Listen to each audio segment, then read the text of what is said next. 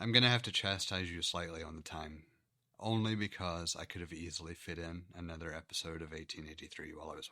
Oh, I'm really sorry about that. I'm really sorry about that.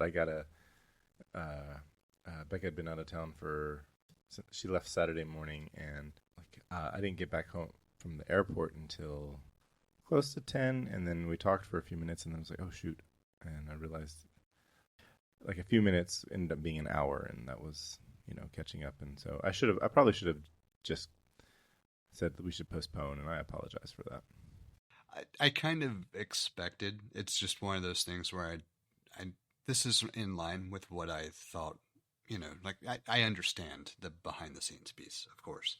I just didn't start an episode because I wasn't sure, and so I Right. figured because of the notes that we've had at this point, kind of being a part of the show after the fact, like that was a fun point where I could say, I could be a whole another episode along. What episode did you finish? Or what I episode? finished episode 3, so Okay. I finished season 2 of Yellowstone and then started 1883 as we had discussed. When I put the notes together, I had finished episode 2, and then I went ahead and watched episode 3 because I knew I could fit that in, knowing there was going to be at least a delay. And then I probably, like, it would have been borderline close, but I'm pretty sure I could have finished episode 4 as well without too much of a problem. There might have been a 1 or 2 minute like overlap, but that would I have would been have. manageable. I would have waited for you. I would. I'm trying to remember. I cannot remember if 1883 is 8 or 10 episodes. It's 10. 10. Okay. Okay. How do you like? Well, I know we have this in the bonus after show items, but kind of. We can jump straight to it. Like, so as far as the notes that I put together, it was very much just here are some things that we can talk about. I don't care what way or another, what order, or whether we get hit all of them or anything else. So, Okay. Well, I was just gonna say because I was alone. The Luke and Jude they were here this weekend, so I didn't really watch. Well, actually, Saturday I watched a bunch of TV because Luke had a birthday party kind of thing. He had his friends come hang out, and he said that's what he said. Basically, he wanted that in lieu of a birthday party. So like I got him I said, tell me some like chips and snacks and things that you want, and then tell me some I'll get pizzas for you, and he's like, and you're gonna stay upstairs, right? And it's just gonna be me and my friends. I was like, yeah, if that's what you want. I was like, I'm gonna come down and get a drink, and I'm gonna come down and get some food. He's like, yeah, yeah. So he had like a first kind of like I'm a teenager kind of like friends hanging out at the house kind of thing going on. That was pretty fun. He's like, can we do it again? And I was like, yeah, you can do it again. He's like, can we do it again next weekend? And I was like, I'm not going to commit to that right now. I had already started 1923, and it was kind of slow going, but I got into the groove Saturday watching it. And so I watched a few episodes Saturday, and I watched a few episodes Sunday night, and then I watched a few episodes. Anyway, I was already a few episodes in, and I finished it today. nice. Yeah, yeah, and it was I'll say of the three, it's my least favorite.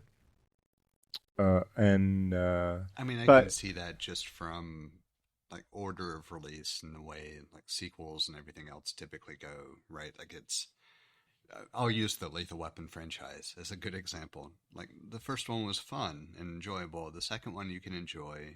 It wasn't as good as the first, but it was okay. The third one led you kind of questioning whether they really needed to make a third one. And then the fourth one was decent. Like it's by the the fourth time one's you better than the hit, third one. yeah, by the time you hit a third or fourth like extension of a franchise, you kind of wonder if it's worth it. Right. And so I get it from just the high level. Typically, by the time you get to this point, it's not really as good as the others. But at the same time, it adds to the overall story. And so if you really are interested in the overall universe in general, it has its merits. That would be how I would expect to view it going into it. And this is, of course, I haven't seen it yet, so I may have drastically different opinions by the time we get that far. But that would just be my expectation going into it in the first place. Yeah, well, and I didn't necessarily, I don't know. I didn't know what, I don't know. I guess I didn't have expectations because I was about to say I don't know what my expectations were, but that is to say, I think if you already like the story, like if you like Yellowstone, if you like 1883, it's worth watching.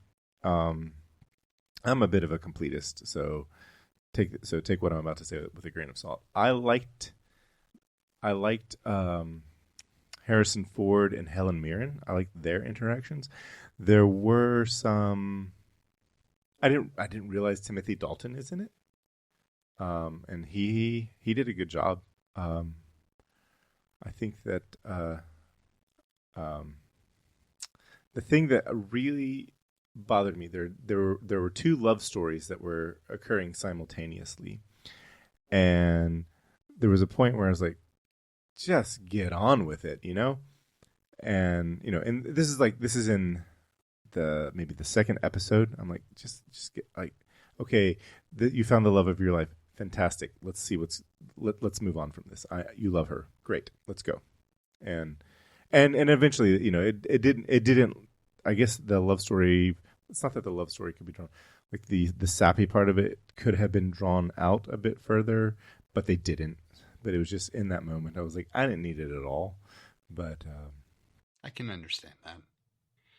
Well, so like obviously, I don't have the same frame of reference to be able to compare. But like one of the things I immediately thought of in 1883, there's the budding love story between Elsa and the cowboy, and I don't even know the cowboy's name. I can't remember his name either. But yeah, but like I don't even need those. But I get it, and it makes sense, and it does actually contribute to the story. It's just I don't give a damn about that relationship. I want to see the other stuff, but I also, in the moment, I recognize that it does serve a purpose. So my immediate thought as you're talking about it is just, it's kind of a similar thing where maybe it's a pivotal story point, maybe it's not, but it does serve its purpose, and it's just not what like you're after that part of the show. Well, I was going to say one of the love stories that I'm referring to is pivotal, like it is significant, and the way it ended, the way that, or not ended, but the way it played out. I say ended because I saw, I've seen the run, because there was only 2 seasons of 1923. That story is over. There's no more seasons.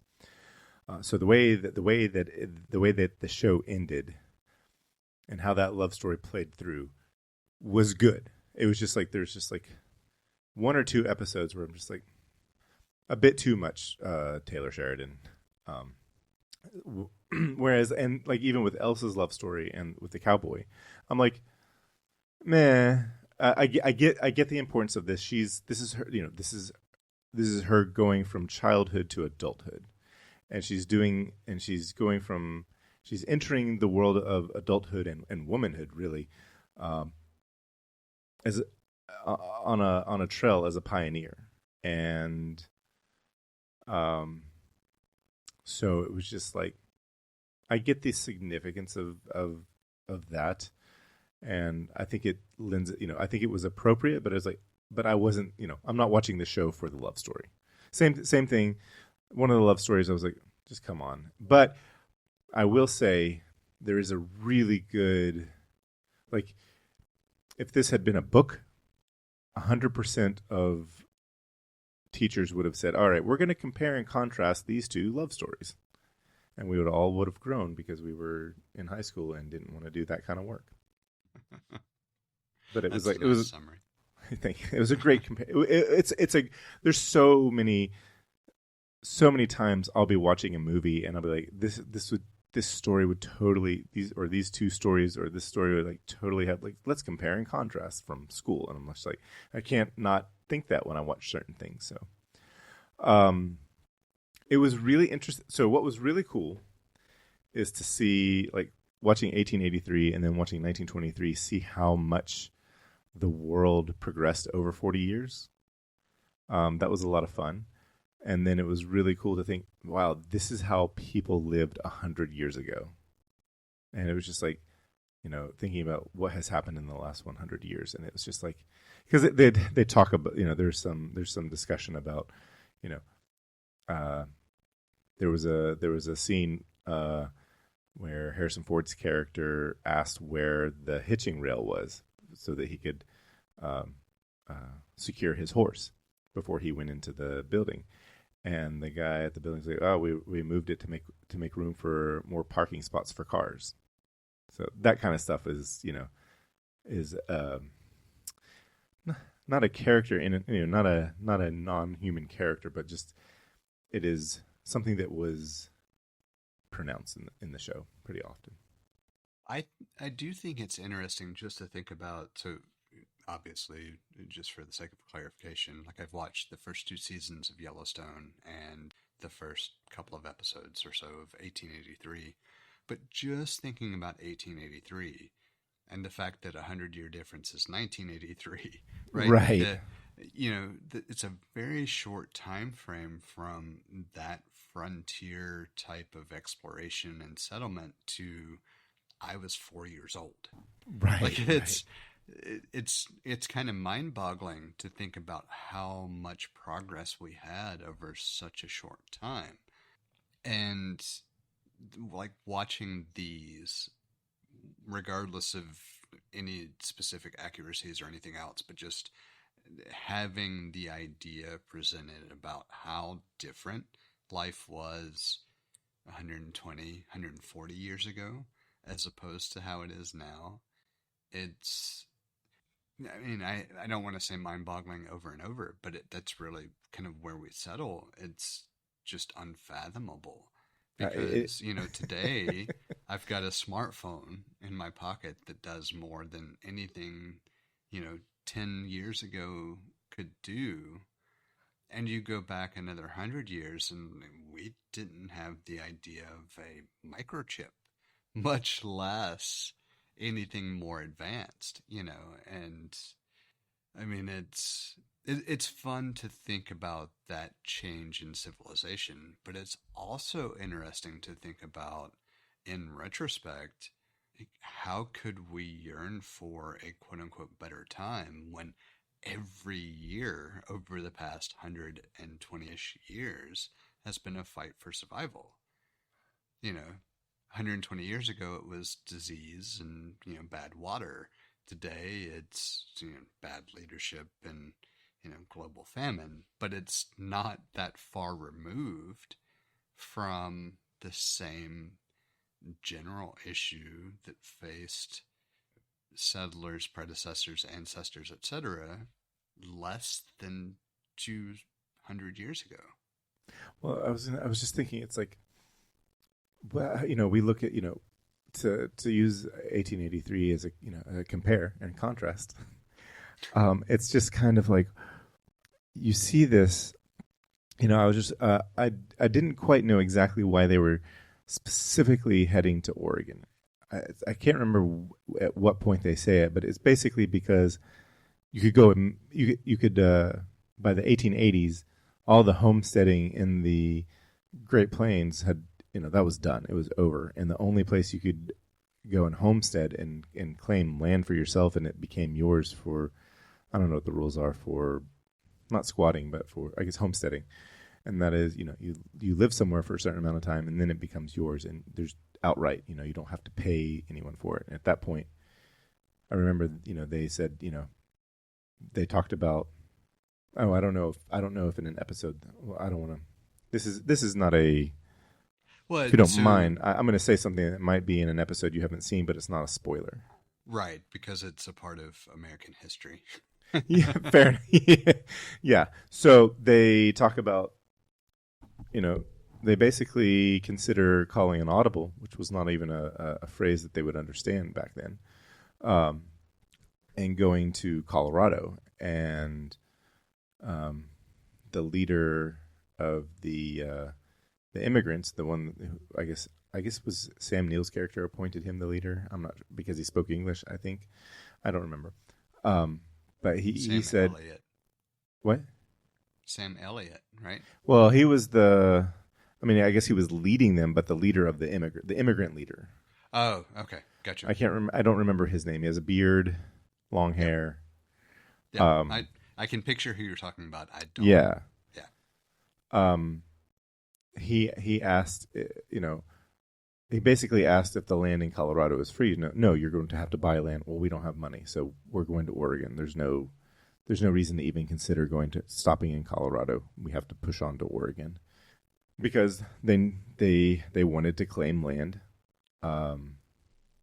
That they wanted to homestead. I think I'm using that term correctly, assuming that I'm remembering homesteading as being a way to go somewhere, build a house, basically live on that land. And if you stay there for X amount of time, the land automatically became yours and there was no need to pay anybody any money for it. And that's the condition that Oregon and Montana were. And that's why they were headed out there. Now I can't remember why I was bringing this up. I can't help with that piece, but what I can help with is, yes, that is what I remember from, I think it was history class entitled The Homesteading Act, wasn't it? Yes. Yeah. So as far as the historical accuracy of that progression, as far as claiming a certain amount of land and living there, that is I lost the word, incongruence with what I remember from history. Yes. That's not quite the right way to put it either, but it works. Yeah, so I remember what I was going to say. So in 1880, they're risking their lives, like crossing the. They didn't have the money to go by train, which was how they would have done it. The use of at that point, the use of the Oregon Trail was pretty. It was the Oregon Trail was no longer used. It was no longer the primary way of getting out west. It was at that point, by 1880s, it was by train. But if you didn't have the money, process of being converted into a video game. Yeah, 100 years later, 100 years. So I'm like, 100 years later, it was a video game that we played in schools. And we read messages like, you died of dysentery, you died of a rattlesnake bite. And I cannot remember which episode, but there's like a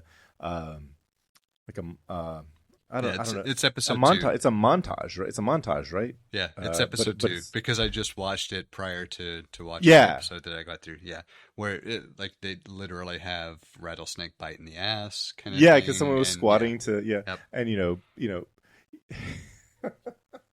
talk about your smartphone. It's like diarrhea used to kill people. I remember I saw diarrhea used to kill people, and now people make the choice of I'm gonna eat that I'm gonna eat that dairy product because I really like it, and I know it's gonna give me diarrhea and it's gonna be uncomfortable for a few days.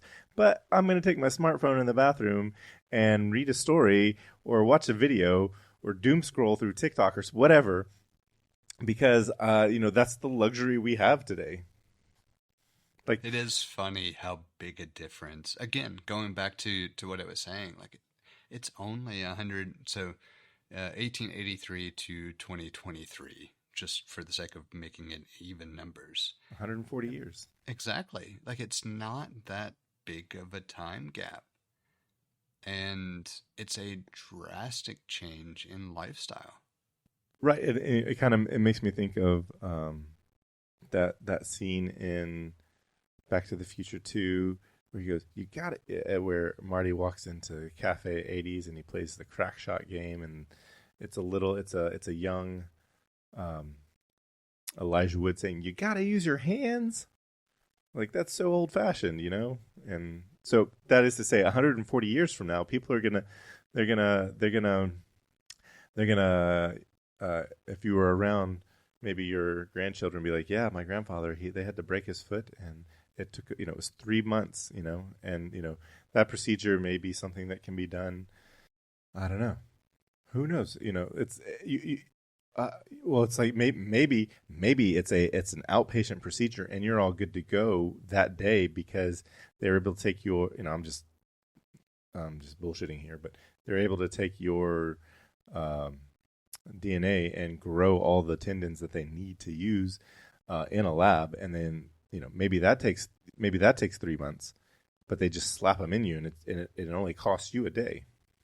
And I mean, it's not that far fetched. There was a headline that I saw today talking about scientists have regrown teeth now. So, like, fillings for cavities might actually be a Thing of the past. unnecessary thing, depending on ongoing like trials with this technology. So, I read that I don't know if it's synthetic, but um, there's a company that has basically they have made rhino horns with the DNA signature of the rhinoceros, and they're mass producing them, and they're going to flood the market with these synthetic rhino horns at like an eighth the cost, so that it basically puts all poachers out of business, or poachers of rhino horns out of business. so that is an effort I can get behind completely. 100%, amazing to me. I was like, can we do it for the elephant too? Oh, I'm sure So, it's not far off. Like if right, if the right. rhino is successful, the elephant has to be within the next 6 months. Let's do it. I mean, I think that's a fantastic use of technology. So, want to jump Back back to yes, yeah. The one thing that's really interesting with the order that I have watched episodes with Yellowstone, there was an episode one or two back from finishing season 2 where Tate gets his quote unquote first kill as far as hunting deer. And I've in 1883, the second episode. Actually, now I don't know if it was the second or third. Either way, one of the two that I have watched recently. Um, John gets his first kill, and it's the same kind of setup and everything. And I thought it was a really interesting callback to Yellowstone, even though it makes sense. Like, this is something that doesn't require a callback, could be written into the story because it's the way this discourse happens from generation to generation anyway. But seeing it that close in proximity just kind of cemented the idea that this is the same story, just from different time periods.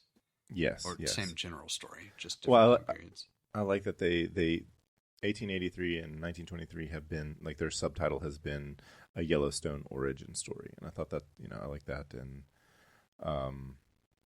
it's really it's still not the least amount of information to tie up a plot hole. That is definitely held still will probably forever be held by Rogue One.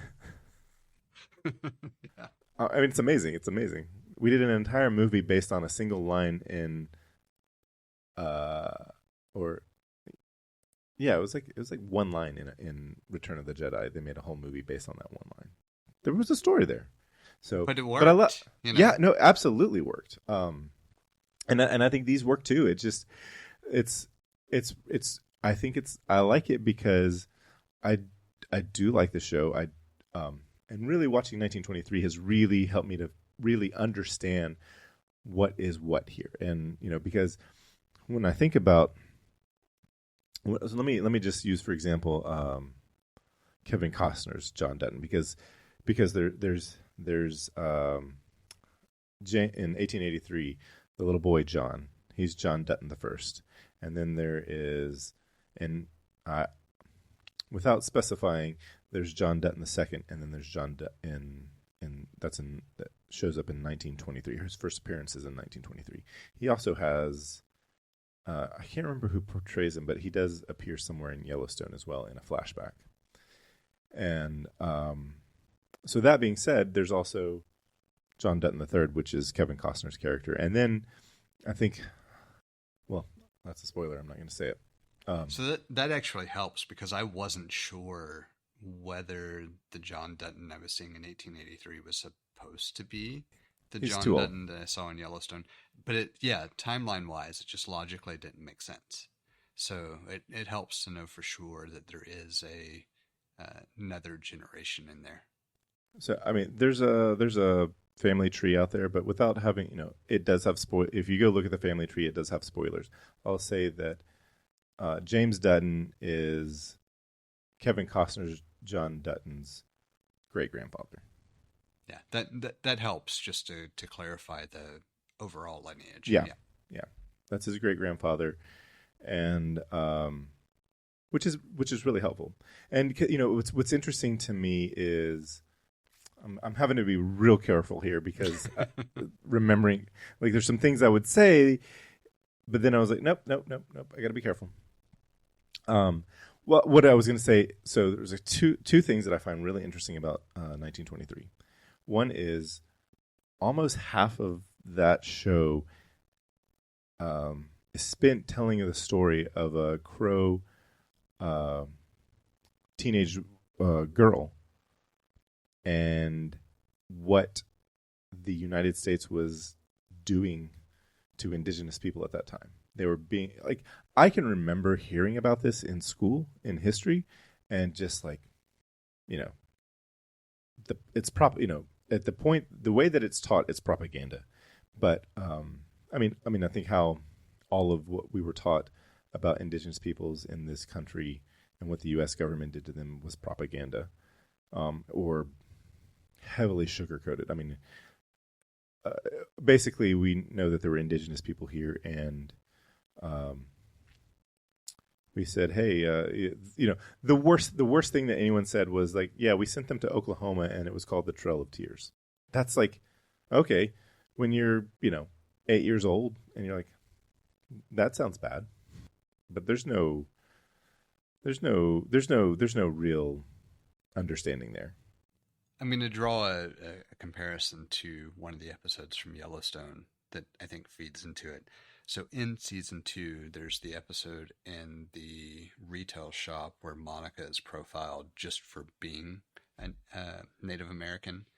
And I don't know if that, thinking about it, you had referenced there was an episode. Yeah, that was the one. Or something. Okay. I thought it might be when I watched it. And I loved a lot of the episode specifically because of the way they developed Beth's character. And it took me to a point where I don't know what to think of Beth compared to how I had kind of lumped her character into the story prior to that episode, which is fascinating as well from a character development perspective. But where I was going with it is that episode alone helped to kind of bring this same idea to the forefront of the mind, where we've done some horrible shit to people, like as a country. And it's not limited to Native Americans, but Native Americans were certainly, or have been certainly, one of the populations that we have really swept under the rug, so to speak. And just that episode with the profiling of her for shoplifting in a retail shop, like just the basics of that episode helped as a reminder about how screwed up that populace has been treated from day one. It's easy to kind of fall into a lot of the other minority categories when you're talking about history of the United States and its oppression of other people, but it's often overlooked or glossed over about just how bad Native Americans have been treated. And I liked that it didn't try to shy away from it. It didn't try to necessarily really shine a bright light on it either. It really did a good job from a storytelling perspective of reminding you that this is a big deal without just shoving it in your face. And I appreciated that from a storytelling perspective, but also appreciated how upfront and personal it was without necessarily just hitting you over the head with it. You know what I mean? Mm-hmm. I honestly think that, yeah, I do. And I think that it's like, it's telling that I think it's telling that we have one term that is an all-encompassing term for dozens and dozens and dozens of different, unique, distinct people. And to be, like, we say Native American or indigenous people, and it's like, I was watching 1923, and I didn't know Crow was a tribe until I watched that show, and they actually, the actors were speaking in the native language of the Crow, and prior to watching that, I thought it was just a bird. I didn't know. I assumed that the bird is named after the people, or who knows. Before, it's like, I knew Cherokee, I knew Seminole, Apache, Comanche, Navajo, but it was after watching, it was watching the movie Prey, which was in the Predator universe, that I found out that the Sioux Indian is the name, or the Sioux is the French name for people. I have not committed their endonym. I haven't committed that to memory yet, but I didn't know. So there was a Dakota and a Lakota. They're two different nations. But see, and this is where I have trouble, and I don't know. I'm not entirely sure the difference between a nation and a tribe, and it's tricky. And I want to be I want to be accurate and be respectful as possible. So I'm trying to be careful of that. But there's just so, the fact that there are, we don't learn, you barely learn the names of a few different indigenous peoples in this country. Maybe Algonquin. I could have remembered the Algonquin, but when you say Algonquin, I think of the hotel in New York City. But that was named after a people that probably lived in Manhattan. Fairly certain they did. So, but 1923 was really good because almost half of the story was following this Crow woman and what these reform schools that were set up. They brutalized these children and teenagers. So they're, all right. Well, I was going to say they 1923 did for what the United States did to indigenous people, what Quentin Tarantino showed us in Django Unchained about how slave owners treated their slaves. That's a really good comparison. Yeah, because I remember watching that and thinking, I was like, this happened. This is not made up. Like, this happened. Like, this, Tarantino did not have to sensationalize anything. And I don't think, as I was watching the show, I was reading about what was being shown, and none of it was sensationalized. This is what happened. Yes. So when I started to say something and was kind of trying to figure out how I was going to formulate it, like, the interesting thing to me, I didn't learn about a lot of the atrocities visited upon Native Americans until in college with behavioral sciences curriculum in general, specifically sociology, and we could dig into that, of course, if really wanted to. But like, in the course of different sociological studies, there were discussions about how, or I should rephrase that, there was information provided in textbooks about how Native American children were ripped from their families and put into different institutions to try to effectively eliminate the Native American influence. Is really what it comes down to. And so, like, as you were talking about it, it's it's one of those things where it's horrible to think about, and it's absolutely atrocious that I didn't learn about it until I was in college. You know, it's It wasn't our and fault though. well, we can have a long discussion on that if you want to. No, it's not our fault as the end It's a child. student, yes. But it is our fault from the standpoint of we're just as culpable if we don't teach it or if we don't recognize it and make sure that it's a part of history in some way, shape, fashion, or form, which lends itself to a whole wide range of other things that we could also go down as well. And I want to try to be See, careful about that the one. well, I was going to say the United States education system is totally fine with sharing. We spend more time learning about the atrocities that the Nazis committed against Jewish people in the 1930s and 40s. Yes. And it wasn't until I was in college that that was the first time I heard someone say, it was a history professor. It's the first time I heard someone say that up until like the concentration camps and Jewish people were treated far better in Nazi Germany than black people were treated in the United States. Yeah. And I was just like, oh, I had no idea. And so I don't know if you've heard this as well, but if you take it a step further, like I've also heard that and black people in the United States up to a certain point were treated better than the indigenous peoples. Oh, for sure. Well, I mean, even now, so there was a movie written by Taylor Sheridan called Wind River. We talked about this, but I think the whole point of that movie was to be like, we don't even have statistics on how many Native women, how many indigenous women go missing.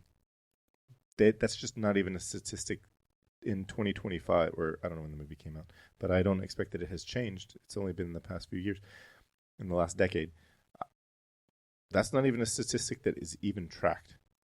There are no numbers because nobody knows, except for the poor families of the people who've gone missing. I'm trying hard not to spin it into present day conundrums. Well, it certainly makes Manifest Destiny hit a whole lot different.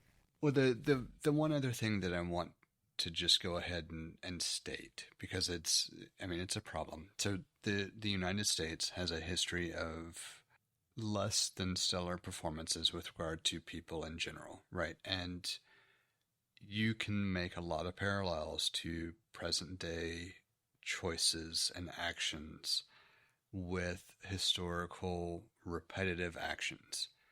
Not even trying to make a strong case one way or another, because I think it's really easy to do so, but just mentioning that as the framework for where the comment comes from, it's really tough to think about these things that have happened in history and not look at today and think that we haven't learned a goddamn thing. Like that's the where I was going with the just reference in general, like without even diving into specifics, we're just repeating the same fucking thing every sub 100 years. Mm-hmm. Like it's you pick a group and you destroy them over and over and over. I honestly think the whole point of Yellowstone and the prequels at this point are to demonstrate this point. It is a way to educate people, or to at least expose it. For the whole up until I was gonna say 1923. It's interesting that they were able to use 1923 he was able to use 1923 as a way to really drive home the good and the bad. And like I had while watching Yellowstone, I had a really difficult time understanding. I was like, do people if these people were real people, because I'm sure there are real people like this, would I agree? how much would we agree? I don't think there's. I think there wouldn't be a lot of overlap in. Well, I take that back. I think we agree on a lot of things, but we'd have a lot of differences in how you accomplish those things. Like we'd have very different ways of accomplishing the same thing. So And this is a fascinating line of inquiry for me in general because I've had very similar thoughts with trying to figure out how I feel about each individual character over the course of their character development. And I gotta say, I get it. You know, it's there's a certain point, and we've talked about this on the show before, and I think I've even explicitly stated where in the current trajectory of events, I don't see where we escape it without bloodshed. And I've followed that up with at a certain point, it's like, well, all right, fuck it, let's do it. If you want to fight, our generations fight. We get it done, and we figure this out today so that future generations can actually live. And if you look at the corresponding relationship to the trajectory of what I know of the story in Yellowstone, there's very much a undercurrent of that being kind of the resigned, all right, I've got to fight mentality that is really pushed upon each character in each generation. And it's a reminder that in this country, it's a constant struggle. you know, my whole life, I always thought, wow, the French Revolution that was a bit harsh.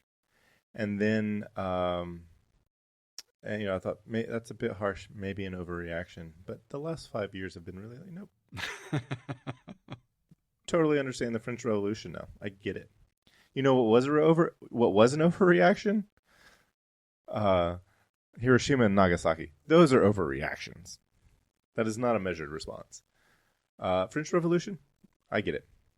So, I agree, but it's just kind of hilarious to think about, like, because I at the same time I could think like Boston Tea Party, right? Like, yeah, yeah, how much of that is an overreaction, but a day or two prior, how much of that is 100% in line with, yeah, like, yeah. do it, you know? Well, what I got from after I finished it, like not even finishing it, but like by the time I got to the end of 1923, first of all, I'm fairly confident Taylor Sheridan is a libertarian, and that's fine. I don't have problems with libertarians. I disagree on certain things, but I agree. I tend to agree more with libertarians than I do Republicans. They seem more consistent, but I'm fairly confident that's where that's probably what his politics are, because it really feels like it's like the government. It's not that the government is. Basically, it feels like the good guy are those who want to protect the land, those who want to be good stewards, and the bad are those, and the enemy is those who want to consume, who want to. There was a character that stated that he wanted to. His position was that he wanted to amass so much wealth that his great grandchildren, I can't remember exactly how, doesn't matter. His descendants would never have to worry about money, never have to consider money, and that he would attain immortality through wealth.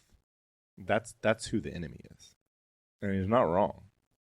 And it's really interesting to think about folks like this, and then like, yeah, that makes me think of that song by Rage Against the Machine, "Know Your Enemy." It's interesting. It makes you think about so many different parallels because in every story, typically the antagonist is the one in pursuit of coalescing, absorbing, consolidating a More certain than they amount can of use. power. And that power is typically driven by, the acquisition of wealth. There's a reason it's the stereotypical villain. It's all right. So I don't want to necessarily be overly like basic, but growing up, how many times did you hear the acquisition of power or wealth is what breeds corruption? And so we've seen that kind of play out in every scenario. And how many times did you hear that the only reason a socialist structure would fail was because of the consolidation of power, and power corrupts? And at the same time, in a fucking democracy, the consolidation of power and the corruption, therefore, of power fucks it all up. It doesn't matter what your structure is. The acquisition and consolidation of power ultimately corrupts. Plain and simple, there is no distinction from one organizing body to another. If there is not some level of control over the consolidation and acquisition of power, whether it's through influence, whether it's through financial means, doesn't matter. It's strictly speaking the consolidation and acquisition of power. Plain and simple, that corrupts. Full stop. We see it in every society, every country, every history book. That's the problem. Oh, I love that. I love how you asked such a deep question in such a bubbly way. Because your tone of voice was really fun. So what's the difference between... Because there, I thought you were going to say, like, the difference between, like, summer and spring for you. You're like, what's the difference between racism in South Africa and racism in the USA? That was, like, my favorite topic. I will tell you what, I think the biggest difference between racism in America and racism in South Africa is I find that South African racism is and was a lot more blatant, and so there's more of an acknowledgement of it as an idea. And I always say to people, I know it's strange to say this, but I often think that was the greatest gift the apartheid government gave us, is that it was there, it was happening to you, it wasn't hidden. Do you know what I mean? So you were just like, we don't want this. People would fight, stop this apartheid, it's racism. And then the government would be like, yes, of course it is racism. That's what we're doing to you. The blacks must not do this. But then what happened in America is, you hit that period where like they started changing things. I don't know if it was around Nixon, and they were like, oh, we've got to be silent about this. And then it wasn't blatant anymore. And so I always thought that's a terrible thing to do to people, because now people have to be like detectives of their own racism. They have to figure it out. You know what I mean? So let me give you an example. In South Africa, the government would just say, blacks cannot live in these areas. You're black, you don't live here. Now you know I'm black, I don't live here. I don't like it, but I don't live here. You get what I'm saying? But then in America, you'd be like, can I get a home loan? And they'd be like, no. And you'd be like, why? And they'd be like, no. They'd be like, why can't I? And then you just start realizing, you're like, wow, how come the black people all seem to only be able to get houses in these areas, but not in these areas? And these school districts are better. How come the money is going here? How come?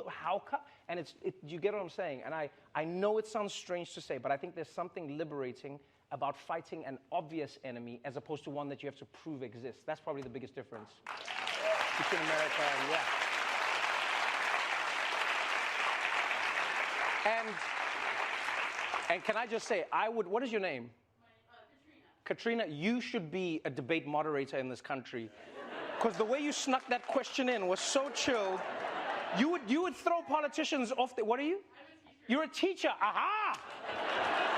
You see, that was,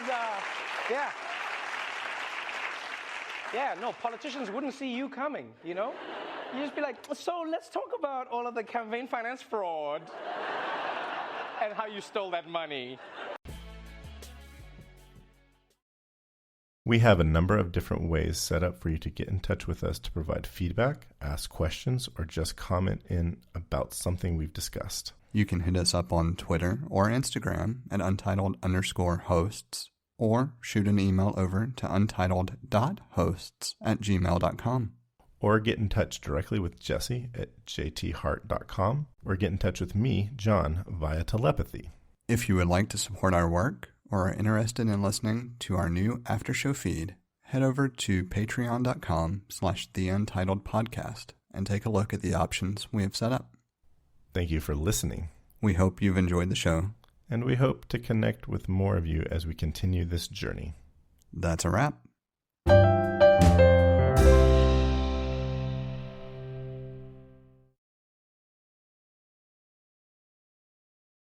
kind of felt wish like I a had a really slightly better way to say it, but it's like, that felt like a really good ending. I don't want to avoid the other piece. We are running late, but do you have a short follow up on listening I to do. the I album, do. or do you think it would go into a prolonged discussion? If it feels like it's going to go into a prolonged discussion, we can continue this discussion next time. That'll But work. I do. I liked it. So first of all, yeah, my big takeaway the first time I heard it was just the overall raw Uh-huh. emotional attachment that I felt. raw was the word That I was was going the to thing. use. And I couldn't shake it. I had to listen to it like 4 or 5 times to finally get to a point where I could accept the kind of emotional trigger and say, okay, now I can listen to it for what it is. The thing that I can compare it to,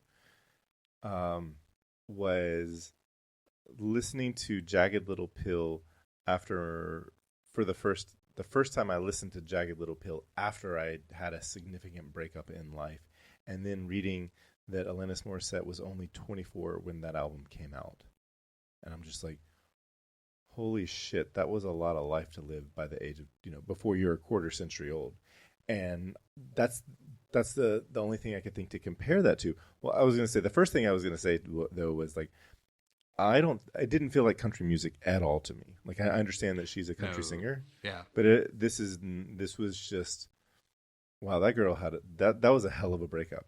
It was a story. It was very much a story. So there's actually, I didn't share it because I intentionally, like the album was the interesting piece first. But she actually made the LP version into a set of music videos for a story as well. I started watching. Okay. So it's really fascinating to kind of follow that also. Well, so I watched chapter 1, which is the Mountain View song. Yep. I just I listened to the whole EP, and I was just like, whoa.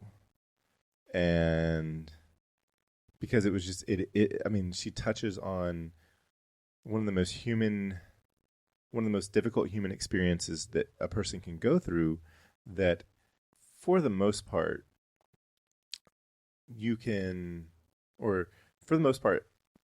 everyone has gone through this human experience, and a lot of the times you come out of that as a healthy person. It's just something that you have to go through, or something that we end up going through because life.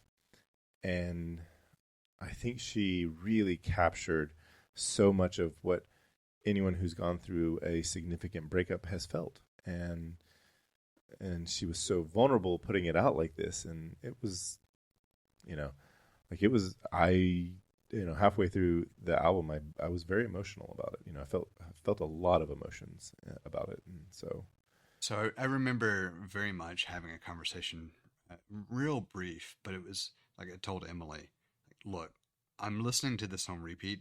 Don't read into it. Like, it's just, there's a certain amount of, my God, this hits an emotional chord that I haven't felt in a really long time, and I need to let it play. Like, it's not, because you can be in a position, especially in any significant relationship, where you have someone question, well, why are you listening to that all the time? Like, are you trying to convey a message? And I remember just saying, like, I don't expect you to appreciate the album the way I do.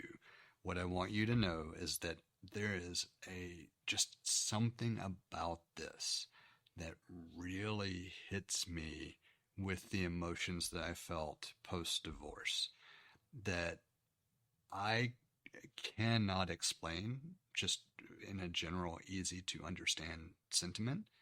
And it's not that I'm wanting to feel all of that again. It's that there's almost a comforting aspect of hearing it portrayed in music. And I just need to let this kind of work itself through. I had a very similar response as well, in that it's like, it didn't like dredge up any negative emotions for me, but it just allowed me to remember how hard that was for me, how difficult going through that period of my life was, and in a place where I'm healthy now, Yes. or not healthy, but healed from it. I guess that's same root word. Sorry, but it feels like it convey. The way we use those words today, it feels like it was a different thing. So Well, and but so it's also interesting to note there's the LP version of the album, and then there's the quote unquote EP version that's the healed version, which is what you listened through in its entirety. And like the way I actually listened to it was the shortened LP version first, and then stumbled across the longer healed version secondary, and it doesn't change the experience much, um, which is why I didn't bother, trying to be specific about order or anything else. But it definitely, if you're familiar enough with that type of emotional roller coaster, you can feel the difference between the two, but it doesn't necessarily change you as a consumer. Like you could pick either one and have the same response to it. yeah, it was just a very, I don't know, it was cathartic in a way. It was kind of a way to safely feel something like that again. It's like I don't want to, like I don't ever want to have to go through those feelings again. Like I don't want to have a breakup like that ever again. But it was a way to remember how I felt, but also remember the good that came out. But in a way, but in the I guess framed in a way that I remember all the good things that came out. Like you can be a strong person. You can overcome these things. You can learn from these things. But it's like, I don't know why specifically, because it's not like I've ever worn a little black dress. But if you But I get it. Yeah, that last piece where it's like letting the dress hit the floor and just getting through the next step, that that one piece hits in a way that is so difficult to define if you've never experienced everything prior. It's when I got to that point, like listening to the first couple of songs, it's like, yes, I get it. This feels, this brings back a lot, and I really feel these songs. But then we got to that point in that song, I was like, yes, this is how you move to the next step. I am so supportive of this lyric in a way that I can't yes. explain. Yeah. There's benefits to that phase, or there's not benefits, but like there's a different kind of healing that occurs in that phase. Yeah. And you have to heal in other ways to get to a point where that phase works. Because sometimes people rush that phase because they use it to avoid feeling the discomfort and the pain. And if you don't allow yourself to properly, live through the pain, you are just delaying an inevitable or bottling it up and converting it to something else that's negative. Well, I mean, it's the classic example of the person who can't be alone, right? Like if you just bounce relationship to relationship, there's never any resolution or healing from whatever happened. And then that person ends up becoming, it's like, who am I anymore? You lose yourself. And if you don't allow yourself to heal from something, you can't find yourself. And in the scope of this particular album, there's a reference to the whole I don't want to lose myself again kind of thing. And especially, I do highly encourage going through the rest of the videos because it's just fun seeing the visualization of, or how the visualization from her differs or is the same from what you would expect listening to the music. But all of the videos, to me, did such a great job of capturing it in a way that I may not have done it the same way, but I didn't feel like, oh no, that doesn't work or that doesn't fit or anything else. It was like, all right, that's the choice. I'm on board with it. I didn't think about doing it that way, but I see it. Great job, kind of thing. Not like my approval is necessary, but it's just it was refreshing to know that all of the decisions were like perfect for what they were trying to convey. And I think that's a good way to summarize it. Like it even if it was different from how I would have thought about it, there was nothing about it that was negative or detrimental to how it was conveyed. It was perfectly conveyed, whether it's through the album or through the visuals. But the visuals were just coming across those later and seeing how it was done. They were just top notch. It's like, yeah, great. I get to relive the same experience all the way through again. Yeah. Well, I was just gonna say, I saw that there were videos on in Apple Music, and I was like, oh, I gotta watch these, and then I also needed to know. I didn't know who she was with. I didn't know who the breakup was with, and so I was like, I had to go look that up, and so I'm looking at Wikipedia, and then I saw where I don't even know who it was with. I didn't know. I was like, who is this guy? Because it certainly sounds like he's a musician as well, and it certainly sounds like that he might have had a story that he was portraying as a story out there, and maybe it wasn't congruent with her story. We say good morning and good night. I wonder if you even know where I am. Where I am. I'm wearing the ring still, but I think I'm lying. Sometimes you forget yours. I think we're done trying. I realize you love me much more at 12.